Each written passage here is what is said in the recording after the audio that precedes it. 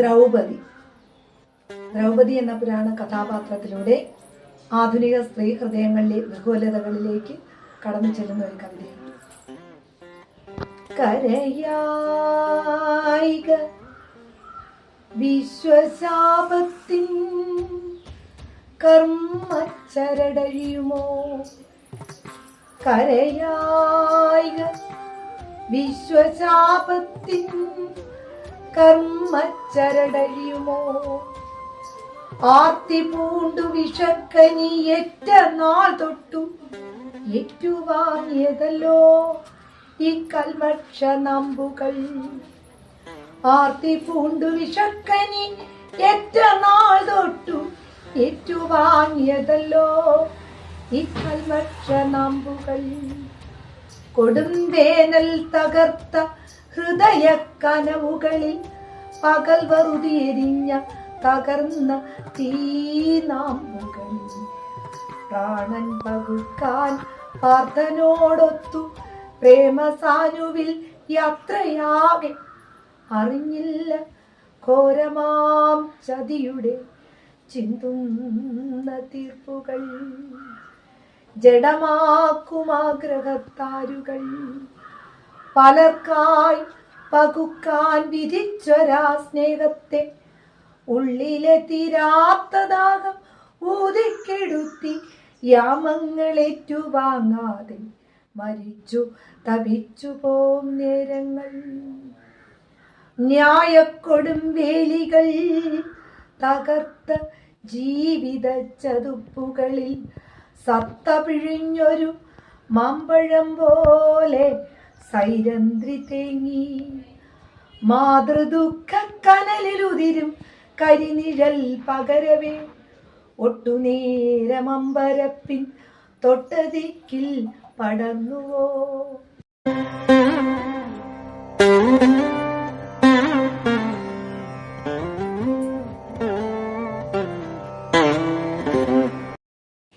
വരികൾ അനിതാഹരി, ആലാപനം പുരവൂർ ഹരികുമാർ. ബലി. രാജ്യത്തിനു വേണ്ടി ജീവൻ വെടിഞ്ഞ സൈനികരെ കുറിച്ച് അനുസ്മരിച്ചുകൊണ്ട് ഈ കവിത അവതരിപ്പിക്കുന്നു. സ്വപ്നമിമഴും ശൈലങ്ങളിൽ അടിപതറാതെ സധീരരായിരണഭൂവിൽ മാനസ സ്വപ്നങ്ങളുള്ളിൽ കുടിയേറ്റിയകമേ കനിവിന്നിടങ്ങളിലെത്തിത്തിരിച്ചവർ ഉഷ്ണക്കാറ്റിലും കൊടും ശീതമാം തറയിലും നമുക്കായി നിരന്തരം നെടും യാത്ര ചെയ്തവർ.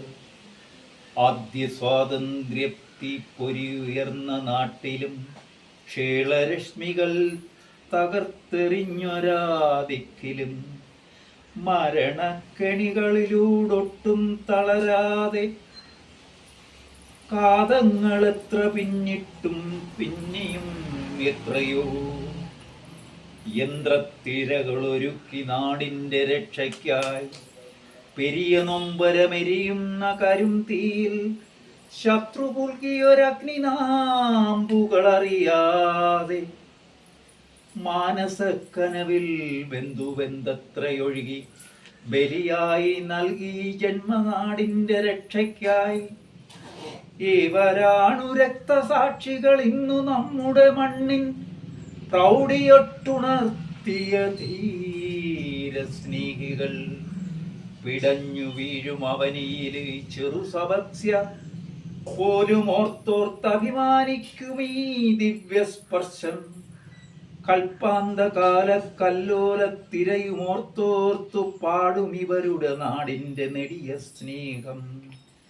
പ്രണാമത്തിൻ നീണ്ട നിലയ്ക്കാത്ര പ്രവാഹമായി ബാസ്യത്തരാമീ ഏഴകളൊഴുക്കിയിടട്ടെ.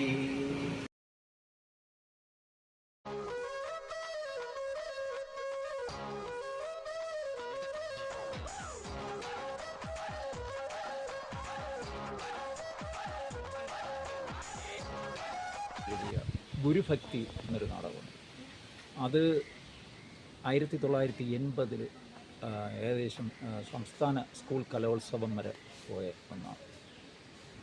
അതിൽ കാളിനായർ എന്ന ഒരു തിരുവിതാംകൂറിൻ്റെ ആസ്പദമാക്കി തിരുവിതാംകൂർ രാജപരമ്പരയെ ആസ്പദമാക്കിയിട്ടുള്ള ഒരു നാടകമാണ്.